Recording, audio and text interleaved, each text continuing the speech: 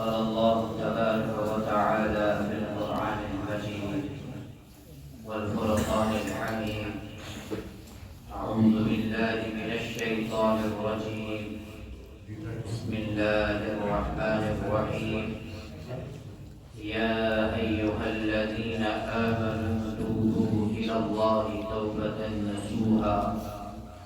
وقال تعالى في مقام آخر: إن الله يأمر بالعدل والإحسان وإيتاء ذي القربى وينهى عن الفحشاء والمنكر والبغي يعظكم لعلكم تذكرون.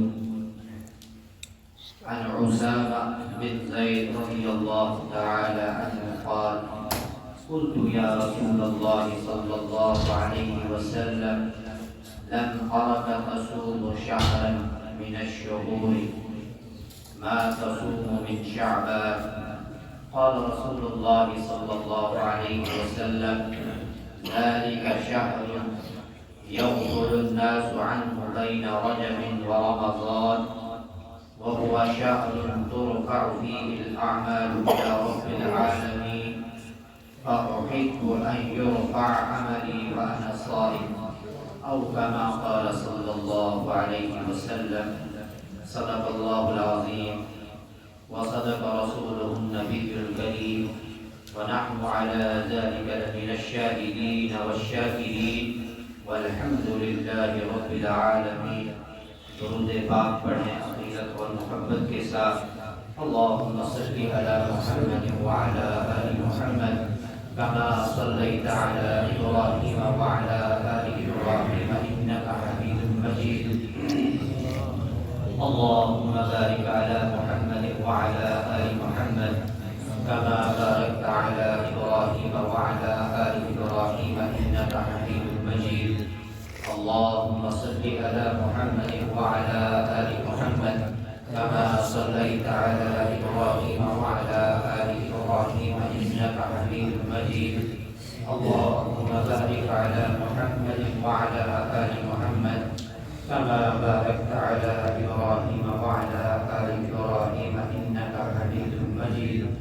اللهم صل على محمد وعلى آل محمد كما صليت على إبراهيم وعلى آل إبراهيم إنك حميد مجيد. اللهم بارك على محمد وعلى آل محمد كما باركت على إبراهيم وعلى آل إبراهيم إنك حميد مجيد. يا رب صل وسلم دائما أبدا على حبيبك خير الخلق كلهم. محترم حضرات، میرے ایمانی بھائیو، اللہ رب العزت کا بہت بڑا فضل کرم احسان ہوا جس اللہ رب العزت نے ہماری زندگی میں پھر سے یہ جمعہ کا دن نصیب فرمایا. مزید کرم ہوا، تھوڑی دیر ہمیں کچھ کہنے اور سننے کی توفیق عطا فرمائی. اس نسبت سے اپنے گھروں سے نکال کر ہمیں اپنے پاک گھر میں آنے کی توفیق عطا فرمائی. اللہ رب العزت مجھے صحیح کہنے کی اور ہم سب کو اس کو پر عمل کرنے کی توفیق عطا فرمائی. عربی مہینوں کے اعتبار سے، گنتی کے اعتبار سے یہ 8واں مہینہ چل رہا ہے جس کا نام شعبان المعظم ہے. اس سے پہلے رجب المرجب، وہ بھی بڑا احترام والا محترم مہینہ تھا، رخصت ہو گیا ہم سے. اب ہماری زندگی میں وہ لمحہ، وہ مہینہ، وہ ساعتیں پھر سے واپس نہیں آ سکتی. چاہے ہم کتنی ہی کوشش کر لیں، دنیا کی تمام دولت ہم لٹا دیں اور کسی سے کہیں، دنیا داروں سے کہیں، حکمرانوں سے کہیں، افلاطونوں سے کہیں، سائنٹسٹوں سے کہیں، جو میرے اوقات گزر گئے ہیں انہیں واپس لاؤ، تو کوئی لا نہیں سکتا. اس لیے وقت کو سب سے بڑی دولت کہا گیا کہ انسان کو اللہ رب العزت نے جو اوقات عطا فرمائے یہ اوقات بہت ہی قیمتی ہیں، کیونکہ انہی اوقات میں انسان چاہے تو دنیا کما کر ڈھیر لگا سکتا ہے، چاہے تو شریعت کے مطابق اپنی زندگی کو گزار کر آخرت کے حساب سے ڈھیر لگا سکتا ہے۔ تو پتہ چلا سب سے بڑی جو قیمتی دولت ہے انسان کو جو اللہ رب العزت نے عطا فرمائی ہے وہ وقت ہے، کیونکہ جب وقت نکل جاتا ہے، پیسہ ہاتھ سے گیا، کوئی حالات ایسے انسان کے اوپر آگے پیسہ نکل گیا لیکن صحت اور تندرستی ہے، اللہ مہلت دے دے تو پھر سے انسان کما سکتا، لیکن جب اوقات انسان کے ہاتھ سے نکل جاتے ہیں پھر ان اوقات کو انسان واپس لا نہیں سکتا۔ اسی طرح ہمارے ایام میں سے، ہماری زندگی میں سے رجب کا مہینہ چلا گیا، بڑا محترم مہینہ تھا، جن لوگوں نے اس کی قدر کی وہ مبارکباد کے لائق ہیں، جنہوں نے اس کو ایسے ہی گنوا دیا۔ اب اسی طرح شعبان المعظم کا مہینہ ابھی شروع ہوئے جا رہا ہے، ابتدائی مراحل پر ہے۔ اس شعبان کے مہینے میں اللہ کے حبیب جناب محمد رسول اللہ صلی اللہ علیہ وسلم کا عمل مبارک کیا رہا ہے، ہم اس عمل کو پڑھیں گے، ان کاموں کو سیکھیں گے اور اسی کے مطابق شعبان کے مہینے کو گزارنے کی ہم سب کوشش کریں گے، محنت کریں گے، تب جا کر ہمارا یہ شعبان کا مہینہ قیمتی بن پائے گا۔ ورنہ آج کے دور میں دیکھا جاتا ہے ساعتیں تو تمام کی تمام اللہ رب العزت کی ہیں، تمام اوقات اللہ کے، تمام دن اللہ کے، لیکن کچھ دنوں کو، کچھ ساعتوں کو، کچھ راتوں کو اللہ رب العزت نے باقی راتوں پر فضیلت عطا فرمائی، کچھ دنوں کو باقی دنوں پر فضیلت عطا فرمائی، کچھ ساعتوں کو باقی ساعتوں پر فضیلت عطا فرمائی۔ انہی میں سے یہ شعبان المعظم کا مہینہ بھی ہے، یہ بھی بڑا بابرکت مہینہ ہے، یہ رمضان المبارک کا مقدمہ ہے۔ اللہ کے حبیب جناب محمد رسول اللہ صلی اللہ علیہ وسلم کا عمل مبارک اس مہینے میں کیا رہتا تھا، احادیث کی کتابوں سے پتہ چلتا ہے، سیرت کی کتابوں سے پتہ چلتا ہے کہ اللہ کے حبیب صلی اللہ علیہ وسلم شعبان المعظم کے مہینے میں نفلی روزوں میں کثرت کیا کرتے ہیں باقی مہینوں کے بنسبت۔ عائشہ صدیقہ رضی اللہ تعالی عنہا فرماتی ہیں کہ اللہ کے حبیب صلی اللہ علیہ وسلم اتنے روزے باقی مہینوں میں نہیں رکھتے تھے جتنے روزے شعبان المعظم کے مہینے میں رکھتے تھے، کہ جب اللہ کے نبی صلی اللہ علیہ وسلم روزہ رکھنا شروع کرتے تھے شعبان المعظم میں تو ایسا لگتا تھا کہ آپ کبھی افطار نہیں کریں گے، افطار کا مطلب کہ آپ کبھی روزہ نہیں چھوڑیں گے رمضان، لیکن جب افطار کرتے تھے تو ایسا لگتا تھا کہ آپ روزہ نہیں رکھیں گے۔ وجہ بھی پوچھی عائشہ صدیقہ رضی اللہ تعالی عنہا نے اللہ کے حبیب صلی اللہ علیہ وسلم سے کہ باقی ایام میں نفلی روزوں میں اتنی آپ کثرت نہیں کرتے جتنی شعبان المعظم کے مہینے میں آپ کثرت کرتے ہیں روزوں کی، اس کی کیا وجہ ہے؟ جو حدیث پاک میں نے آپ حضرات کے سامنے پڑھی، اللہ کے حبیب صلی اللہ علیہ وسلم نے جواب دیا ذالک شہر یغفل الناس عنہ بین رجب و رمضان، کہ یہ ایک ایسا مہینہ ہے کہ لوگ جو رجب اور رمضان کے درمیان ہے کہ لوگ اس سے غافل ہیں، کہ رجب اور رمضان کے درمیان ایک ایسا مہینہ ہے کہ لوگ اس سے غافل ہیں، غفلت میں گزار دیتے ہیں، حالانکہ یہ رمضان المبارک کا مقدمہ ہے کہ جو کام رمضان المبارک میں بڑھ چڑھ کر ہم کو کرنے ہیں، جو شریعت کی طرف سے لاگو ہے، ان کاموں کو رمضان شعبان المعظم کے مہینے سے ہی ان کاموں کے کرنے کی کوشش کرنی. جیسا کہ دیکھا جاتا ہے کہ رمضان المبارک میں انسان بڑھ چڑھ کر عبادات میں حصہ لیتا ہے، گناہوں سے اپنے آپ کو بچانے کی فکریں کرتا ہے، محنتیں کرتا ہے، کوششیں کرتا ہے. لیکن اللہ کے حبیب صلی اللہ علیہ وسلم رمضان المبارک سے ہی وہ تمام اعمال کرنا شروع کر دیتے تھے جو رمضان المبارک میں کرنے کے. تو پتہ چلا اللہ کے حبیب فرما رہے ہیں ذالک شہر یغفل الناس عنہ بین رجب و رمضان، کہ اکثر لوگ اس مہینے میں غفلت میں زندگی گزار دیتے ہیں، غفلت میں اس مہینے کو گزار دیتے ہیں.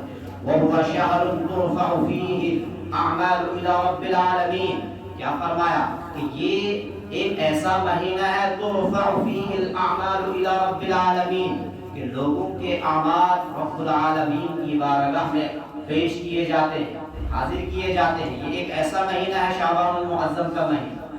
لیکن میں اور آپ اس مہینے کو رمضان المبارک کی آمد کے لیے تو گزارتے ہی ہیں، لیکن کس نسبت سے گزارتے ہیں کہ رمضان المبارک کے لیے اسٹاک کھانے پینے کی چیزیں جمع کرنا شروع کر دیتے ہیں.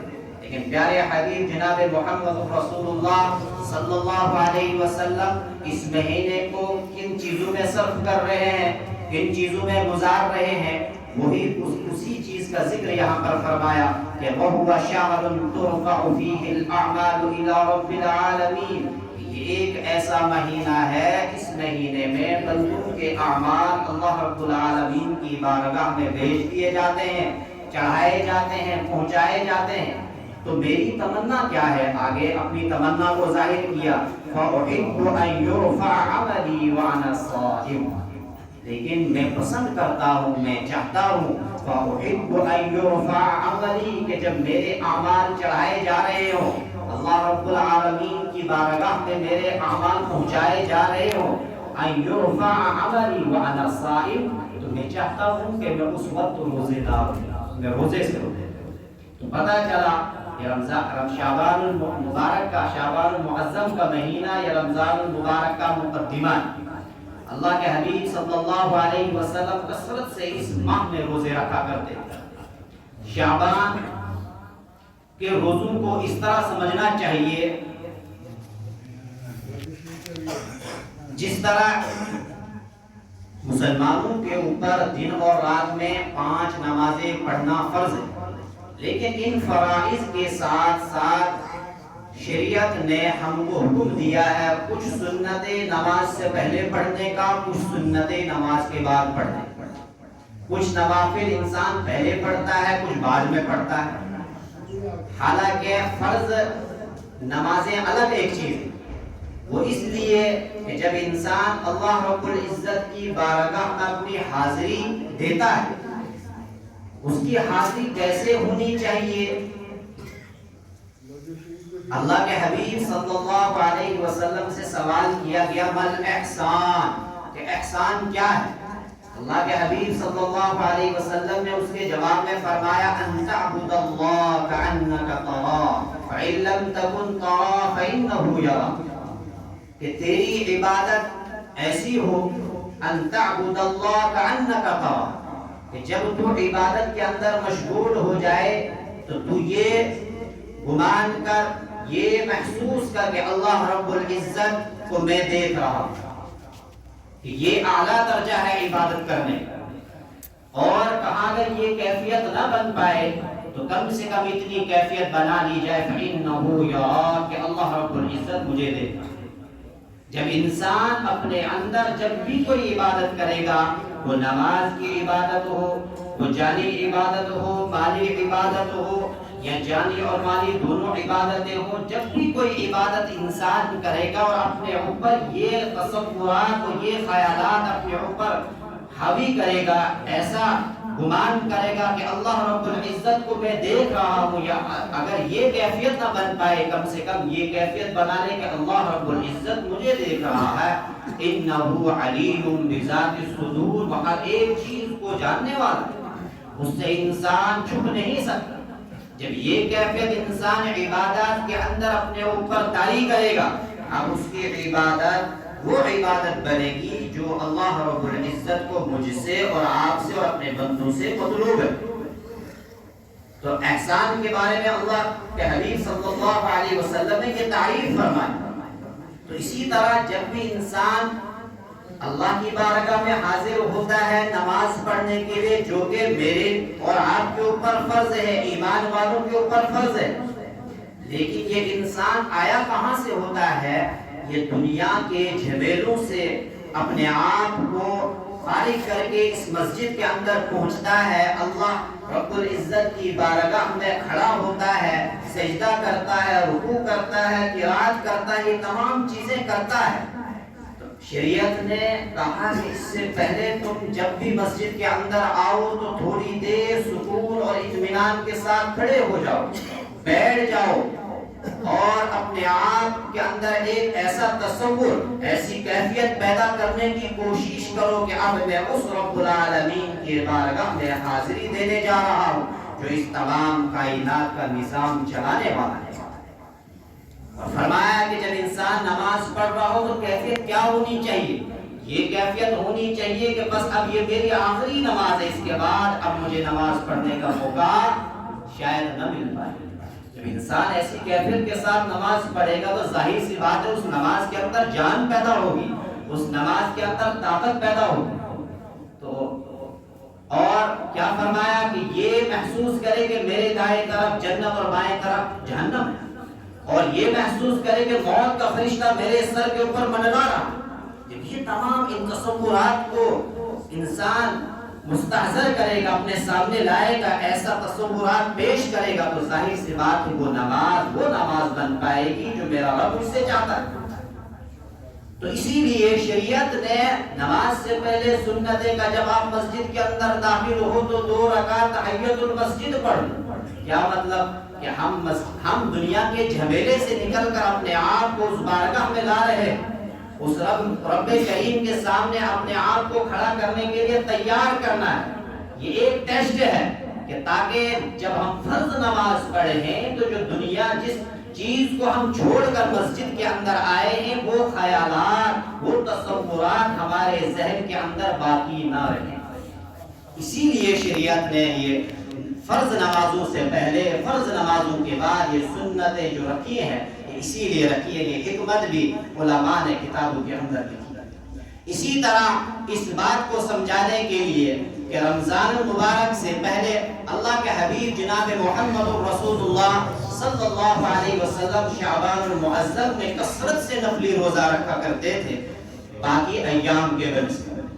تو کیوں رکھا کرتے تھے؟ اسی لیے کہ رمضان مبارک جو میرے اور آپ کے اوپر فرض ہے، یا ایھا الذین آمنوا کتب علیکم الصیام کما کتب علی الذین من قبلکم لعلکم تتقون، یہ فرض کیا گیا ہے خالی تم پر بھی، تم سے پہلوں پر بھی۔ تو یہ جو شعبان کے اندر حبیب کبریا جناب محمد رسول اللہ صلی اللہ علیہ وسلم روزوں کے اندر کثرت کرتے تھے، یہ امت کو ایک سبق تھا کہ میری امت بھی اسی طرح شعبان المعظم میں روزوں کی کثرت کرے۔ خالی روزوں کی کثرت نہیں، جو اعمال رمضان مبارک میں شریعت مجھ سے اور آپ سے چاہتی ہے ان تمام اعمال کی پریکٹس شعبان المعظم کے مہینے میں کرے، تاکہ میں تیار ہو جاؤں، تاکہ انسان تیار ہو جائے، ایمان والا تیار ہو جائے کہ اب جو آگے سامنے مہینہ آ رہا ہے اس کی قدر کرنا ہمارے لیے آسان ہو جائے۔ اور وہ اعمال جو شریعت نے رمضان مبارک کی نسبت سے ایمان والوں کے اوپر رکھے ہیں، جب ہم شعبان میں ان کی پریکٹس کریں گے، ان کو رکھنے کی عادت بنا لیں گے، تو رمضان مبارک میں کچھ نہ کچھ حد تک ان اعمال کو ہم اچھا کر گزرنے کی اپنے اندر طاقت پیدا کر سکیں۔ اسی لیے اللہ کے حبیب صلی اللہ علیہ وسلم شعبان المعظم میں باقی ایام کے بنسبت، باقی مہینوں کے بنسبت شعبان المعظم میں سب سے زیادہ روزے رکھا کرتے تھے۔ لیکن امت یہاں تک فرمایا کہ اللہ کے حبیب صلی اللہ علیہ وسلم، بعض روایات میں لکھا ہے کہ رمضان اور شعبان کو ملا دیتے، لیکن امت کو اس کام سے منع فرمایا تاکہ امت کے اندر کمزوری پیدا نہ ہو جائے۔ یہ یہاں پر ایک نقطہ سمجھنے کا ہے کہ اللہ کے حبیب صلی اللہ علیہ وسلم اپنی امت کے لیے کتنے شفیق اور مہربان کہ امت مکمل ان 2 مہینوں کو نہ ملائے، لیکن کچھ نہ کچھ حد تک باقی ایام، جس طرح کے ایام 20 کے روزے ہیں کہ ہر مہینے 3 دن روزے، کم سے کم ہر ایک ایمان والا اس کی کوشش کر سکتا ہے، اگر نہیں تو کم سے کم رمضان کے اندر نفلی روزے کچھ نہ کچھ حد تک رکھنے کی کوشش کرے، تاکہ رمضان کا مہینہ جب اس کی زندگی میں آئے تو اس کے اندر اس کے لیے سختیوں کے بجائے آسانیاں پیدا ہو جائے، کیونکہ رمضان شعبان سے ہی اس نے پریکٹس کرنا شروع کر دی ہو۔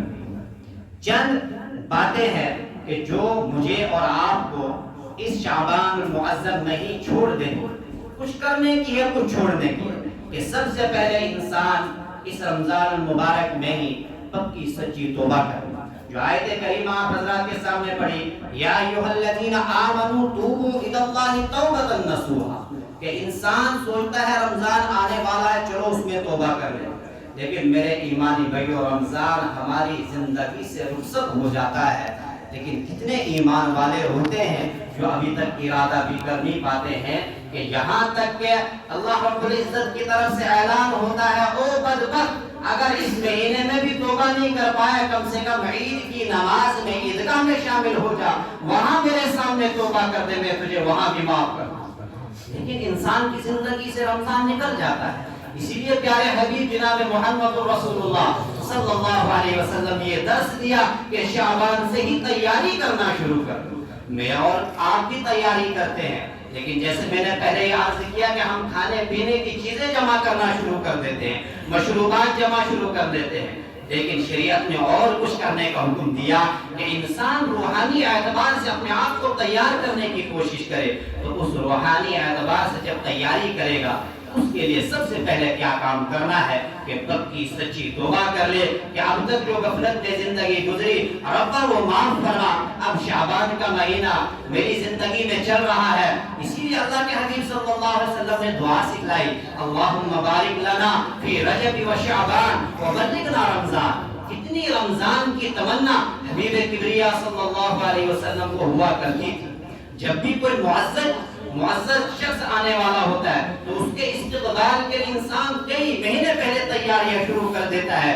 دنیاوی اعتبار سے ہر ایک کو تجربہ ہے، تو یہ معزز مہینہ ہے، یہ محترم مہینہ ہے۔ پیارے حبیب جناب محمد رسول اللہ صلی اللہ علیہ وسلم نے امت کو یہ درس دیا کہ اس کو یوں ہی مت گنواؤ، یہ مت سوچو جب آئے گا تب قدر کر لیں گے، نہیں، اللہم بارک لنا فی رجب و شعبان وبلغنا رمضان، رجب سے ہی تیاریاں شروع کر دیتے ہیں، تو رجب ہو گیا، اب شعبان آ رہا ہے یہ بھی اسی طرح چلا جائے گا، نہیں، عقل مند شخص تو وہ ہے کہ جو ابھی سے تیاری کر لے۔ جس طرح انسان عقل مند اس کو کہتا ہے کہ دنیا کے معاملے میں کوئی نقصان ہونے نہ پائے، اس کو عقل مند سمجھا جاتا ہے، لیکن شریعت تو عقل مند اسے کہتی ہے کہ آخرت کے معاملے میں کوئی کمپرومائز نہیں، آخرت کے معاملے میں دیر نہیں۔ قرآن کہہ رہا ہے فَفِرُّوا إِلَى اللَّهِ إِنِّي لَكُمْ مِنْهُ نَذِيرٌ مُبِينٌ، کہ دوڑ لگاؤ اللہ تعالیٰ کے حکم کی طرف۔ اگر تم اس آیت سے پہلے بہت سارے احکام، بہت ساری باتیں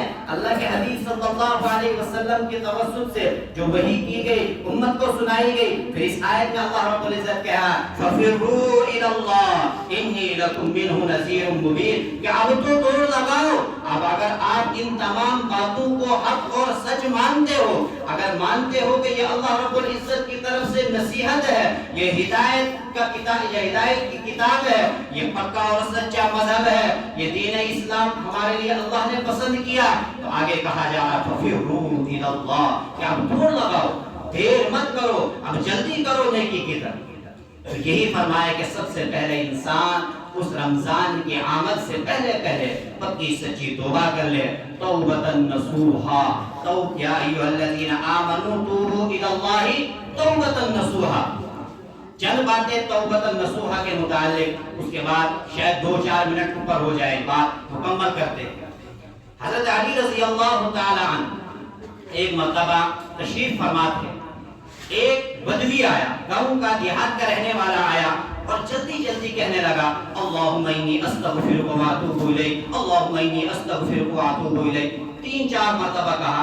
حضرت علی رضی اللہ تعالیٰ عنہ نے بڑے غور سے سنا، سننے کے بعد کہا ارے یہ کیا کر رہے ہو تم؟ میں توبہ کر رہا ہوں۔ کہ یہ تو جھوٹوں کی توبہ ہے۔ کیا فرمایا حضرت علی رضی اللہ تعالیٰ نے؟ فرمایا یہ تو جھوٹوں کی توبہ ہے جو تم کر رہے ہو، اتنے جلدی کر رہے ہو۔ پھر حضرت علی رضی اللہ تعالی عنہ سے اس بدوی نے، اس دیہات کے رہنے والے نے آگے سے کہا کہ آپ ہی سکھا دیجئے سچوں کی توبہ کیسی ہوا کرتی ہے۔ تو وہی سچوں کی توبہ مجھے اور آپ کو بھی کرنی ہے۔ ہم بھی دن میں کئی مرتبہ استغفار کی تسبیح جھپتے ہیں، لیکن کیا اس استحضار کے ساتھ، کیا اس نیت کے ساتھ جو یہاں پر حضرت علی رضی اللہ تعالی عنہ نے 6 باتیں گنوائی، کیا وہ 6 باتیں ہماری توبہ میں ہوتی ہیں یا نہیں ہوتی؟ بارہا سنا ہوگا ہم نے کہ توبہ کے لیے کیا کیا چیزیں ضروری ہوتی ہیں، کیا ان چیزوں کو ہم اپنے سامنے مستحضر کر کے توبہ ہم نے کبھی کی؟ استغفر اللہ کی تسبیح ہم 1000 صبح 1000 شام پڑھتے ہیں، لیکن کیا اس حساب سے ہم نے استغفر اللہ کی تسبیح پڑھی جس حساب سے میرا رب مجھ سے چاہتا ہے؟ تبھی تو بعض محققین نے لکھا کہ ہماری توبہ کو بھی توبہ کی ضرورت ہوتی ہے، ہماری توبہ کو بھی توبہ کی ضرورت ہوا کرتی ہے۔ اب وہ چند باتیں میں آپ حضرات کے سامنے کہہ رہا ہوں۔ حضرت علی رضی اللہ تعالیٰ عنہ نے اصول بتایا توبہ کرنے کا۔ وہ کیا بتایا کہ سب سے پہلے انسان جب توبہ کر رہا ہے تو جو گناہ اس سے ہو گئے ہیں ان پر ندامت، کہ جب انسان توبہ کر رہا ہے تو سب سے پہلے جو گناہ انسان سے سرزد ہوئے ہیں، سب سے پہلی نیت توبہ کرتے وقت انسان کے دل کے اندر یہ ہو ندامت، شرمندگی پیدا ہو جائے۔ تبھی جب شرمندگی پیدا ہوگی تو اللہ رب العزت توبہ کی توفیق عطا فرمائے گا، بلکہ جس کو توبۃ النصوح اللہ رب العزت فرمائے گا کہ سب سے پہلے انسان کے اندر شرمندگی آئے، ندامت آئے۔ یہ سب سے پہلا اصول ہے توبہ کا۔ دوسرے نمبر پر فرمایا فرض ادا نہیں ہوئے تو ان کی قضا۔ اگر فرض کے اندر کوتاہی ہوئی ہے، بعض لوگ سمجھتے ہیں کہ میں نے آج تک نمازیں نہیں پڑھی، میں توبہ کرتا ہوں، اللہ معاف کرنے والا، بے شک اللہ معاف کرنے والا ہے، لیکن شریعت کا اصول ہے جو اللہ کے قرض تمہارے اوپر ہے انہیں ادا، ان کی قضا کرو۔ پھر یہ دوسری شرط بتائی توبہ کی۔ تو خالی توبہ کرنے سے قضا نمازیں سر سے اترتی نہیں ہے، یہ دوسرا اصول بتایا کہ جو فرض ادا نہیں ان کی قضا۔ تیسرے نمبر پر فرمایا کہ کسی کا حق غصب کیا اس کی واپسی، کہ اگر کسی کا مال ہڑپ کیا ہے، جب توبہ یہ کر رہا اللہ رب العزت کے حضور میں، دربار میں، تو تیسرے نمبر پر یہ بات ذہن میں رکھ لے کہ اگر میرے حکم پر کسی کا حق میں نے مار لیا، چھین لیا، اس کو واپسی کی نیت کرو، اس کو واپس دے۔ چوتھے نمبر پر فرمایا جس سے لڑائی جھگڑا کیا ہو اس سے معافی مانگ۔ یہ چوتھے نمبر کی شرط ہے کہ اگر لڑائی جھگڑا ہوا ہے، توبہ کر رہا ہے لیکن اس سے معافی تلافی نہیں کر رہا، کہ اس سے معافی تلافی بھی کر لے۔ پانچویں نمبر پر فرمایا کہ آئندہ کے لیے پختہ عزم کرے کہ میں اب یہ گناہ نہیں کروں گا۔ جو گناہ وہ انسان جس گناہ سے توبہ کر رہا ہے اس کے لیے پختہ اور مصمم ارادہ کر لے کہ آئندہ میں اس گناہ کا ارتکاب نہیں کروں گا۔ چھٹے نمبر پر فرمایا جس طرح تم نے پہلے اپنے نفس کو گناہ کر کر کے فرما کر لیا ہے، اللہ تعالیٰ کو اللہ تعالیٰ کی نافرمانی کر کر کے اللہ کو ناراض کیا، شیطان کو راضی کر لیا، اب ایسے کام کرنے کی کوشش کرنی ہے، اپنے اوقات کو ایسے کاموں میں لگانا ہے کہ اللہ مجھ سے راضی ہو جائے۔ یہ 6 چیزیں انسان کو مستحضر رکھنی چاہیے جب بھی وہ توبہ کرتا ہے، پھر وہ توبہ حقیقت میں توبہ ہوتی ہے جس کو قرآن کریم میں اللہ رب العزت کہہ رہے ہیں یا ایھا الذین آمنوا توبوا الی اللہ توبۃ نصوحا۔ پھر اس کے انعامات بھی اللہ رب العزت آگے بتا رہے ہیں کہ اس سے فائدہ کیا پہنچے گا تمہیں۔ اللہ رب العزت کہنے سننے سے زیادہ عمل کرنے کی توفیق عطا فرمائے۔ رمضان المبارک کی تیاری کے لیے ہم سب کو آج ہی سے تیاری کرنے کے ہم سب کو توفیق عطا فرمائے، اس کی قدر کرنے کی توفیق عطا فرمائے، اس مہینے ان اوقات کی بھی قدر کرنے کی توفیق عطا فرمائے۔ وما علینا الا البلاغ۔